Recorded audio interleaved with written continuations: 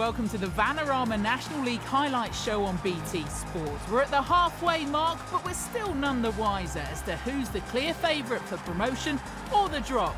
And with 33 goals, it's been a cracking, if cold, weekend. Justin Edinburgh's Express is off and running at Orient. Halifax end a run of 11 games without a win to stun Aldershot. And we have 8 of the best in a breathtaking match at Eastleigh. We start though at a snowy Moss Rose, where cometh the hour, cometh the volunteers, helping to get Macclesfield's match against Wrexham on. Watching them, the well-insulated Adam Somerton and Adam Virgo.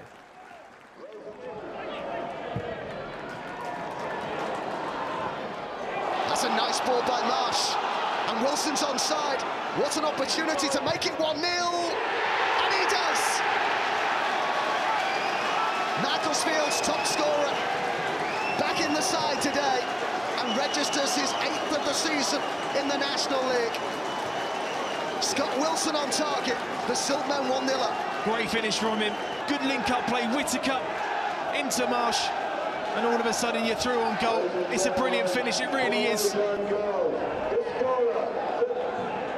Looks like a new ball is being ordered here by the referee, David Richardson. One a little easier to see in the snow. Deep delivery from Rutherford, and Smith was trying to leap above everybody there. Hurst tangling there with Kennedy. And this was a contentious decision here. In my opinion, and that's a penalty. Jennings for Wrexham. And a slip by the former Macclesfield player, Holroyd. Marsh.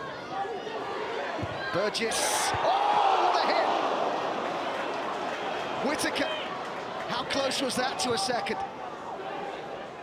And this was probably the closest that they've certainly come in the second half. It's a great strike. Chris Dunn has been all ends up. Strikes the ball brilliantly.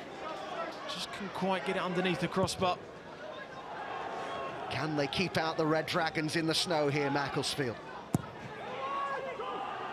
And Pearson was forward again. It wasn't a bad header at all, that. He's blocked the clearance as well, Pearson, the centre-half.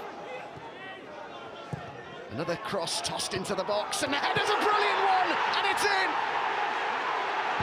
It's Bowden with the equaliser for Wrexham.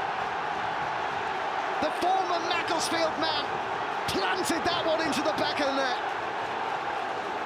And it's game on at Moss Rose. Yeah, great header. Great all-round play from Wrexham. Second half, they really kept the pressure on. Just win those second balls. You don't allow Macclesfield any time to squeeze up.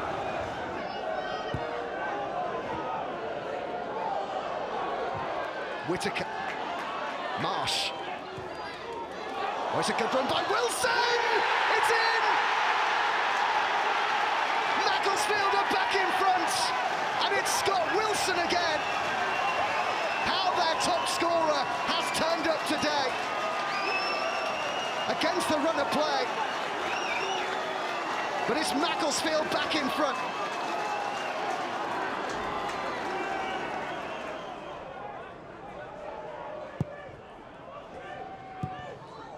Whitehead wide here to Whittaker. Here's Whitehead again.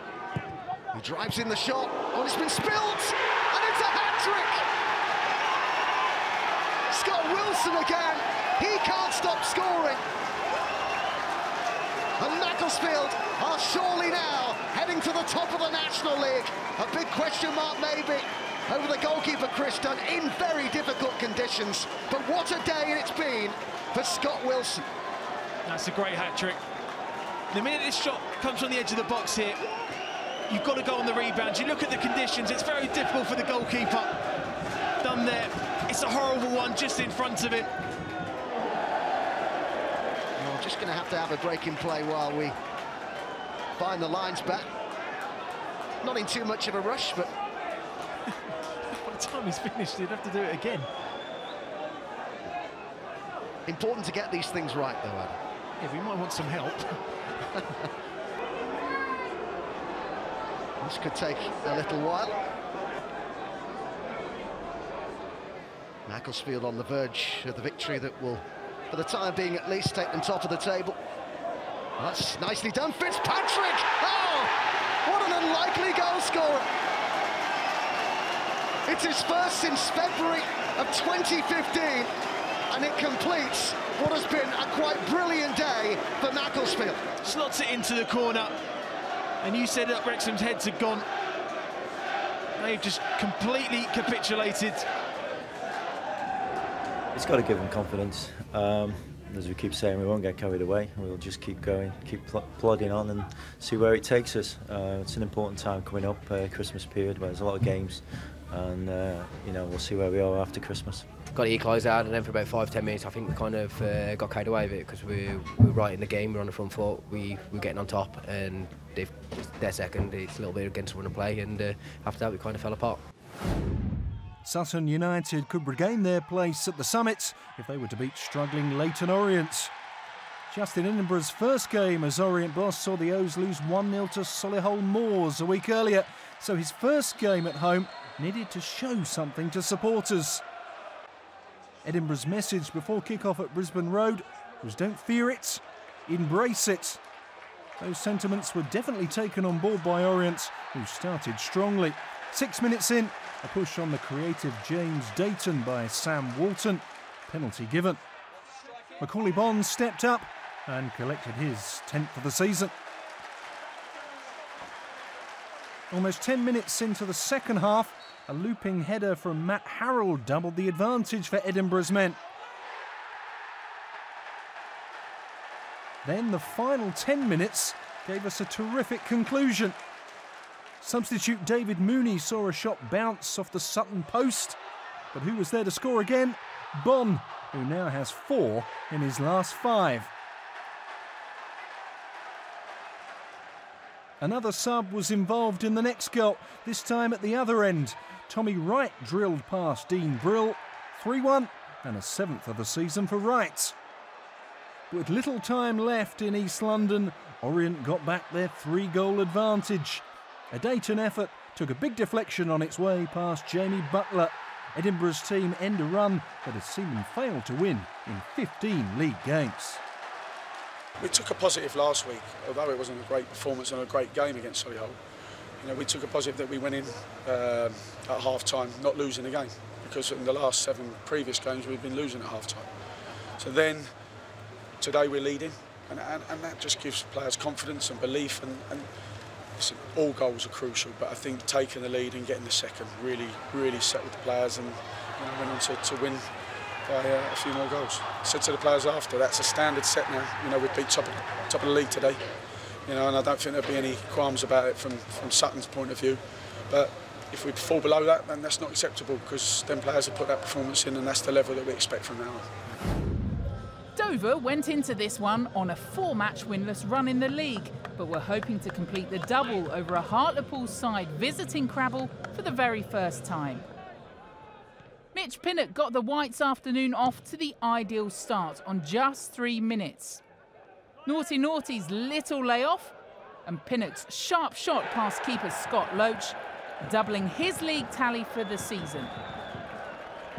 Probably, though, needs to work on the celebration.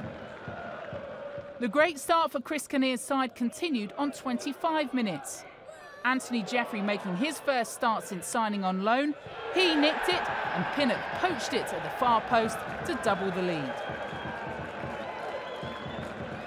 Into the second half, and as if Hartlepool didn't have enough on their plates, they went 3 behind on 79 minutes. Substitute Cadell Daniel with a little bit of trickery,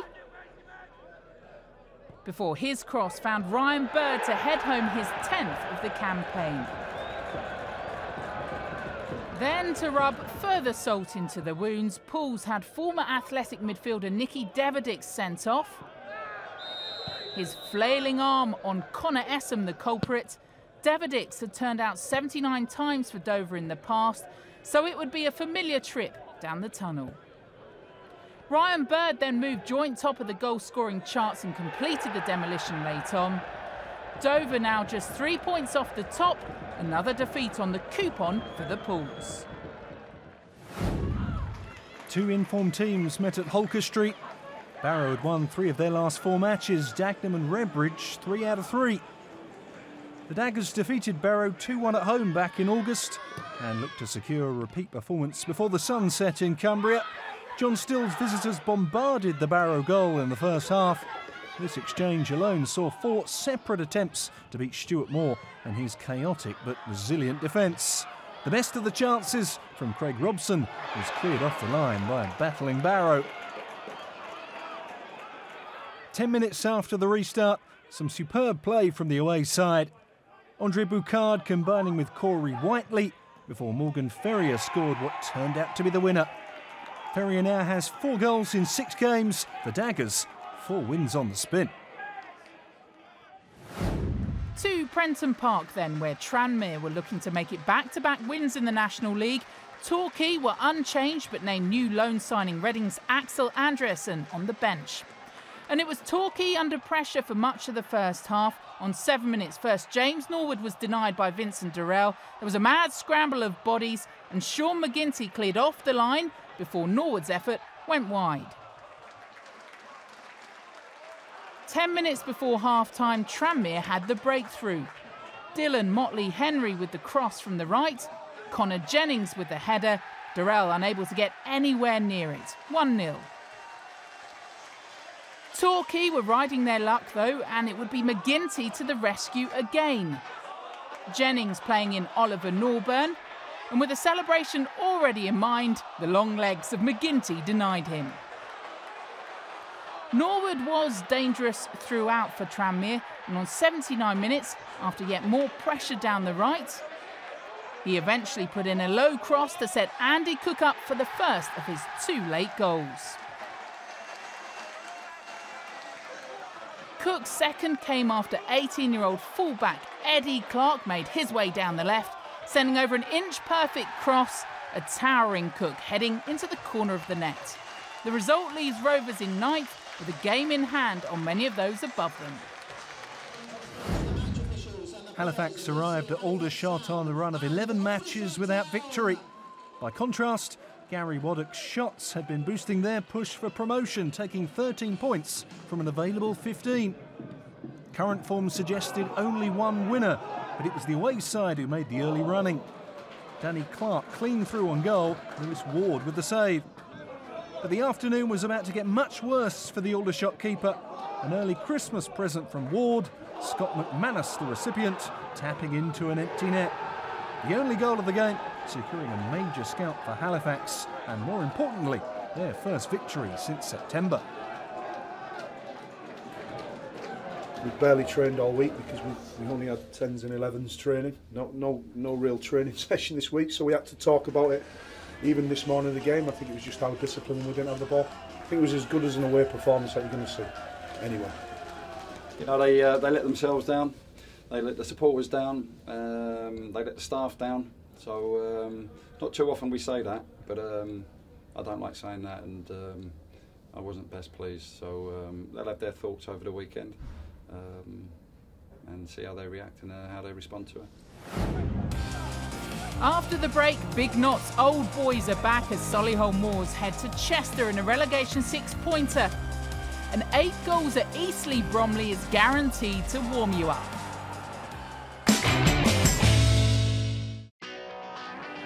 This is the Vanarama National League Highlights Show here on BT Sports, where we've a fair old flurry of goals still to bring you, starting at the Silver Lake.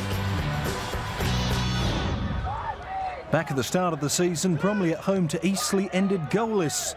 Would the return match at the Silver Lake Stadium provide goals? The answer was an immediate yes. Only 10 minutes in, a long ball from Callum Howe was flicked on by Chris Zabrowski and finished well by Paul McCallum, his first of the season. Minutes later, McCallum was involved again in the Bromley box, scoring from a corner, 2-0 to the hosts. Still in the first 45, with the away team looking for a way back into the fixture, Josh Rees successfully got on the end of a Roger Johnson delivery. Number 8 for the campaign for Rees, and a first since October. There was more drama before half-time. Rees was involved again, this time as provider, teeing up early substitute Brett Williams. He finished coolly for his 6th goal of the season and made it level at the break. Having come from 2-0 down, Richard Hill's men continued to attack Eastleigh after the restart. Another accurate Johnson pass to Louis Dennis. A fantastic way for Bromley to take control. But the lead lasted only a few minutes. A Bradley Hudson-Odoi corner was eventually turned in by McCallum. A hat-trick for him for the first time in his league career. Bromley were looking to make it 6 matches on the road without defeat. They wanted the lead again, and after more excellent football, they got it. Dennis finding the net for the second time that afternoon. Devastatingly, though, for Bromley and their supporters, there was still 1 goal left. In the 88th minute, Eastleigh keeper Smith played a helping hand as Sam Matthews completed the scoring. 4-all. Eastleigh haven't won in 7 now. Bromley are the league's top scorers with 39. I think people have gone away entertained. On the negative side for us, we've had to score 4 goals at home to draw a game. So, you know, defending wasn't good enough to pay. Wow, where'd you start? You know, we've scored 4 great goals and let in probably 3 really sloppy ones. You know, the equaliser was a good one. But, you know, you can't come away from home, score 4 goals and just take away a point. Daryl McMahon wants consistency from his side. They faced a much-changed Guiseley, who, even though they had a couple of suspensions and injuries, made a bright start. For Ebbsfleet, though, Miles Weston was causing all sorts of problems. Going it alone down the right for this one. But Jonathan Maxted in the Guiseley goal more than up to the challenge, although he could do little about the opener. After a foul on Andy Drury, 25 yards out, Jack Powell bent one away from the wall into the top corner, his 4th of the season. Up the other end, Guiseley almost got back into it. After good build-up play, on loan striker Rowan Liebert saw a shot blocked, before eventually his header smashes against the crossbar. 2 minutes after the break, Ebbsfleet doubled their lead after the tricky feat of Sean Shields evaded 1 tackle. Ashley Palmer eventually brought him down in the box, and Danny Kedwell, looking for his 9th of the season, duly obliged from the spot. 2-0. Into the second half, and Guiseley brought on a couple of subs up front, but they couldn't stop Chris Bush heading home his first for the Kent club. There was still time for one more, though, and it would be Danny Kedwell who turned provider. A pass that beat the Guiseley defence all ends up, and Miles Weston kept his cool. The last time Fleet won 4-0 at this level was against Stevenage back in 2008, when a certain Daryl McMahon was signed to the opposition, while Guiseley, they're now 8 adrift. Filed Boreham Wood. The home side wanted to make it 11 matches unbeaten in the league, the longest run in the 5th tier. Only 6 minutes in, the dangerous Bruno Andrade charged down the Wood left. His left foot forced Jay Lynch into action before Angelo Balanta reacted quickest. 1-0 and a first goal for Balanta since August.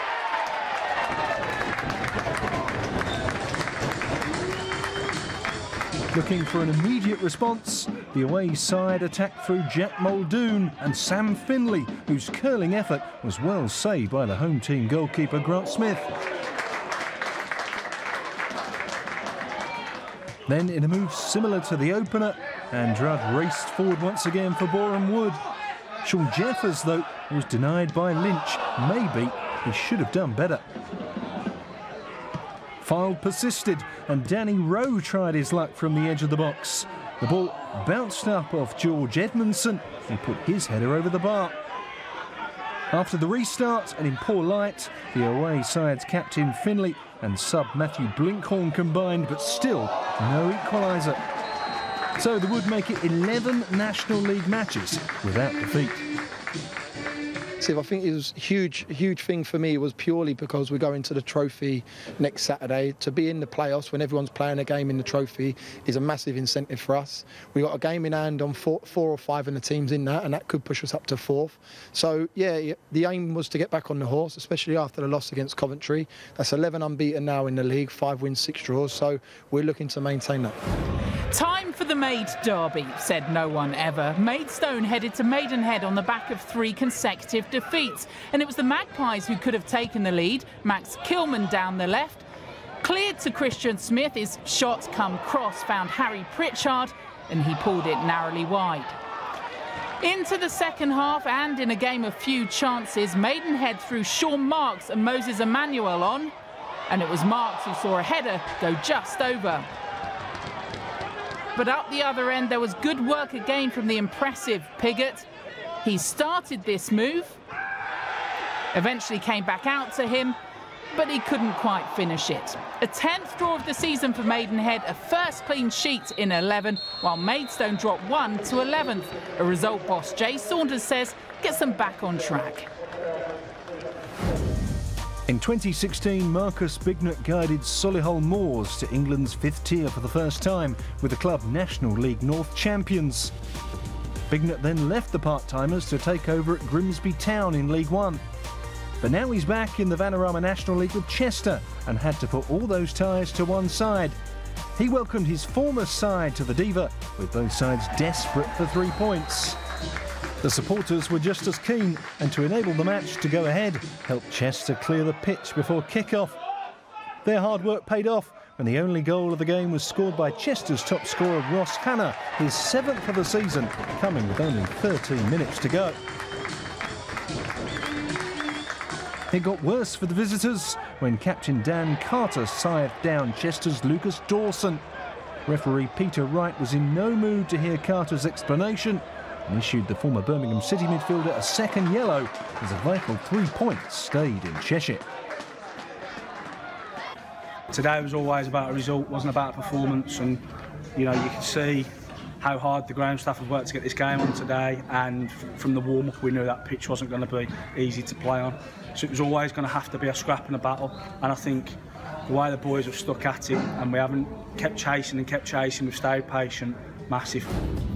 So Solihull remain rooted to the bottom of the National League as Chester's win meant they edged closer to digging themselves out of the relegation zone. A much-needed win too for Leyton Orient meant they stay out of the bottom 4, and with new boss Justin Edinburgh taking charge of only his 2nd game, Orient fans will hope the Express is off and running. Macclesfield climbed to the top after an emphatic win at a snowy Moss Rose against Wrexham. Dover, Dagenham and Redbridge and Boreham Wood all won to keep up with the top 3. But keep your eyes on Tranmere Rovers, who move up to 9th. They're making a charge for the playoffs, losing only 2 of their last 11, with Andy Cook in red-hot form, scoring 4 in 3. Hold on to your festive hats then as we bring you more action from England's 5th tier. We're at Aldershot from midday on Saturday the 30th of December as they welcome Maidstone United to Hampshire.